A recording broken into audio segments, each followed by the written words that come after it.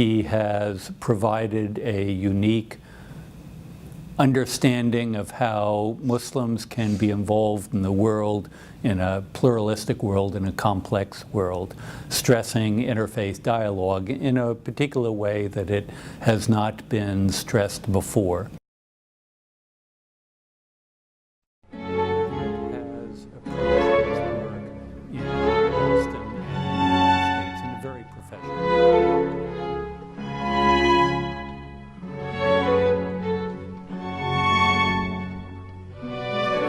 Fethullah Gulen, though I wanted to. He is...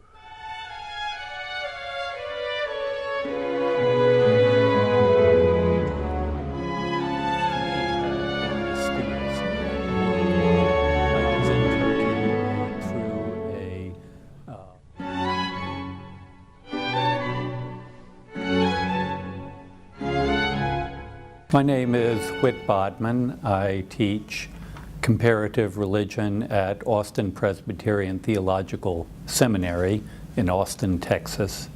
And my special area of study is Islam. I first came into contact with the Hizmet movement when I moved down here from Massachusetts, and a group approached me to explain the movement and to ask me about Jalaluddin Rumi, who was an important person in my life and my study.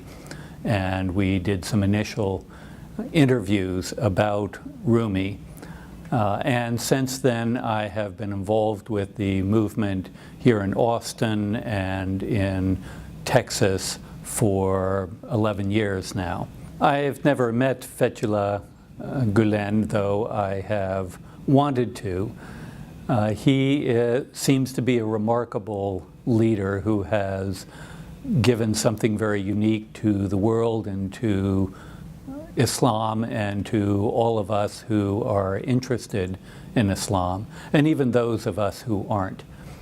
He has provided a unique understanding of how Muslims can be involved in the world, in a pluralistic world, in a complex world, stressing interfaith dialogue in a particular way that it has not been stressed before.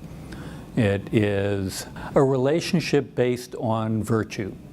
We know of the Islamic tradition, or I know of the Islamic tradition in terms of Islamic law and practice and a very specific guide for life, but that is there in the Hizmet movement. But what is there as prominently are certain basic virtues of how one acts in the world, how one treats other people, and how one conducts one's life.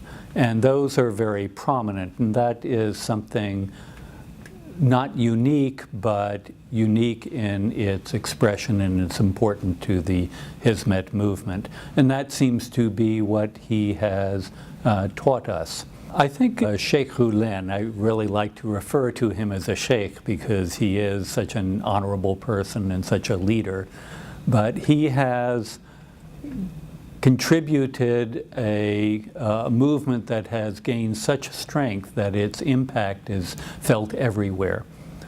One of the fascinating things to me have been the schools worldwide.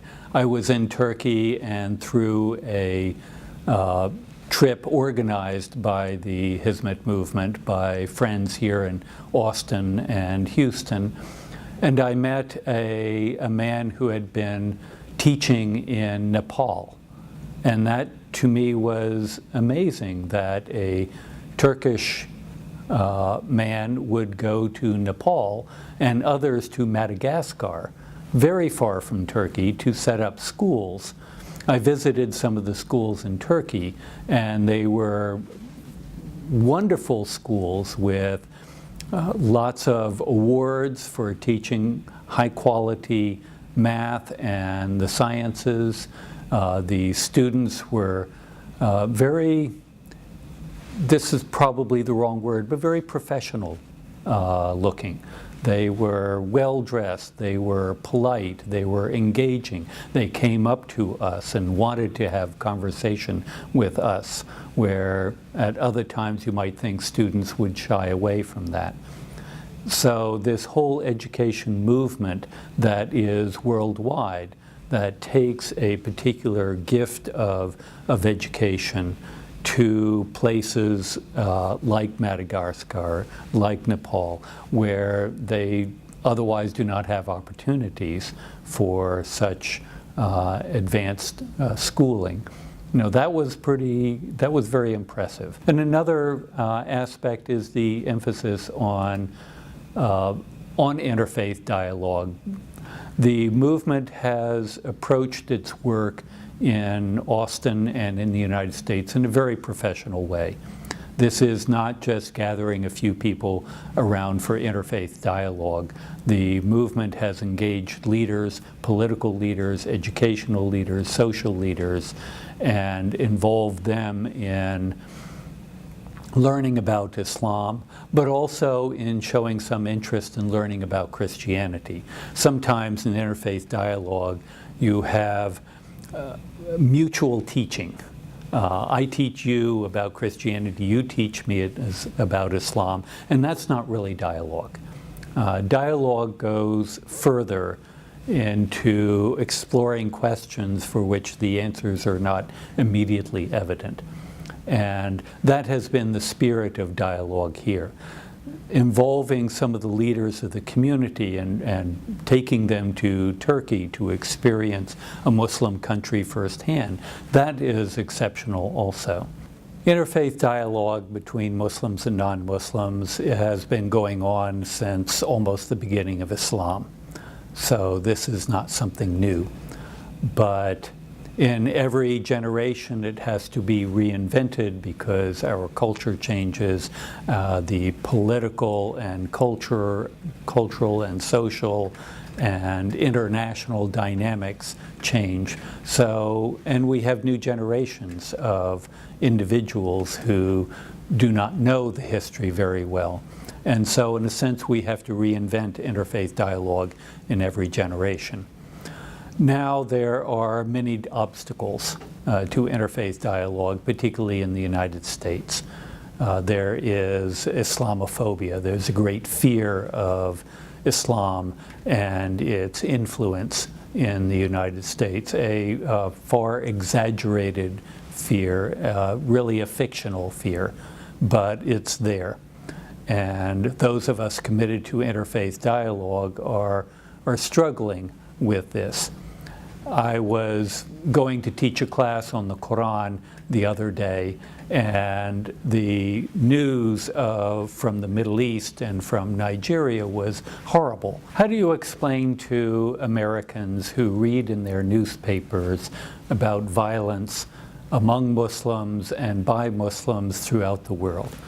When I address them in classes and in churches and in community centers, they are very suspicious of Islam, and I can't blame them, given what they hear on the news and what they read in the newspapers.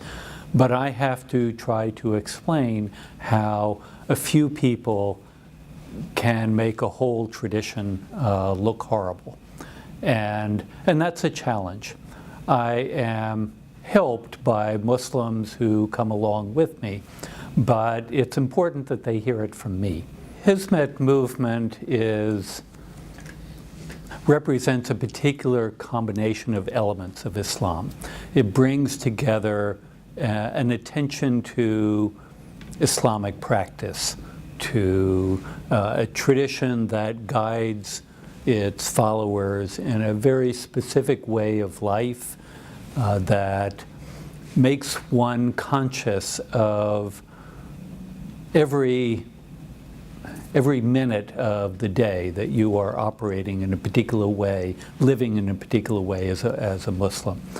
It draws also from the mystical dimension, drawing particularly from Jalaluddin Rumi, 13th century mystic, founder of the Mevlevi order, but also Bediazeman Nursi, a modern mystic, a modern teacher a modern writer whose works are very inspiring, very wise.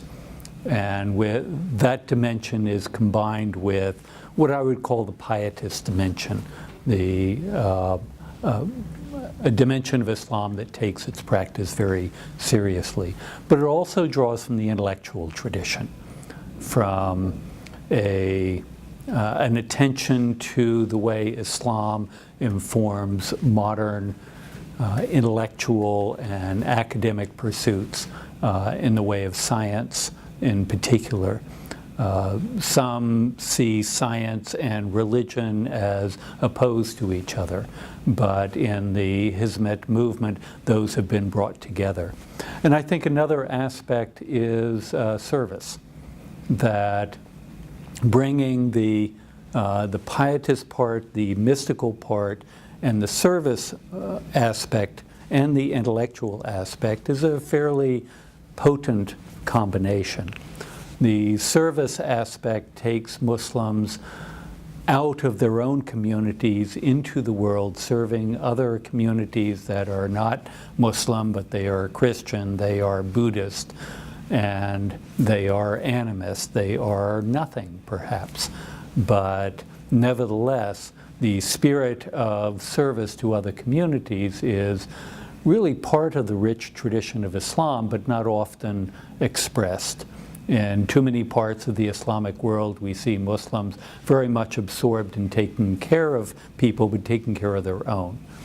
Here, there is an inspiration to take care of others, to take care of people regardless of their creed, the color of their skin, or their nationality.